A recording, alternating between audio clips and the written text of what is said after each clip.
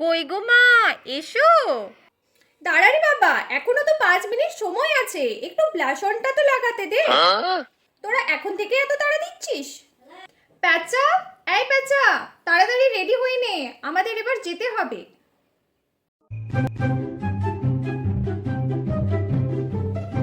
নে নে, আমরা এবার চলে এসেছি। একটু তাড়াতাড়ি পুজোটা কর দেখি, আমার তো আবার ভীষণ খিদে পেয়ে গেছে। আমার তো পাটা পুরো ব্যথা হয়ে গেল। আমি তো ছোট মানুষ, বল অতটা কি হাঁটতে পারি? বাপরে, আমার জন্য তোরা এত খাবারের আয়োজন করেছিস, মিষ্টিও তো আছে দেখছি।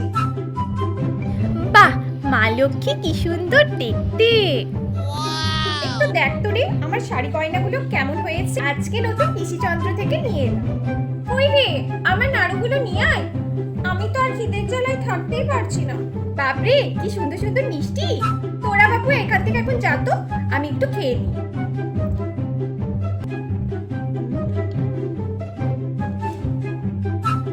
আরে আরে আরে, বেশি সিঁদুর দিস না, আমার স্কিনটা তো খারাপ হয়ে যাবে। প্যাঁচা, এই প্যাঁচা, আমার প্যাঁচাটা কোথায় চলে গেল? শুধু আমাকে মিষ্টি দিলে হবে, আমার বাহনটাকেও তো মিষ্টি দিতে হবে। সবসময় ছেলে ছেলে করিস না তো, কখনো তো আমার মতো একটা সুন্দর দেখতে লক্ষ্মীও চাইতে পারিস। তুই খুব খাবার অপচয় করিস, আমি কোনোদিন তোর কাছে যাব না। কি সুন্দর গানটা বাজছে, খুব ভালো লাগছে আমার। উফ, কি গরম এখানে, একটা পাখাও লাগাই।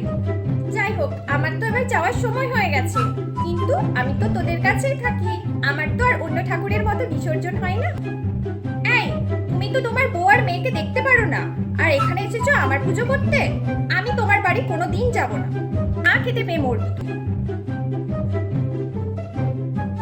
আশেপাশে জায়গা একদম নোংরা করবে না, আমার নোংরা একদম পছন্দ নয়, আর আমি এক জায়গায় বেশিক্ষণ থাকতেও পারি না।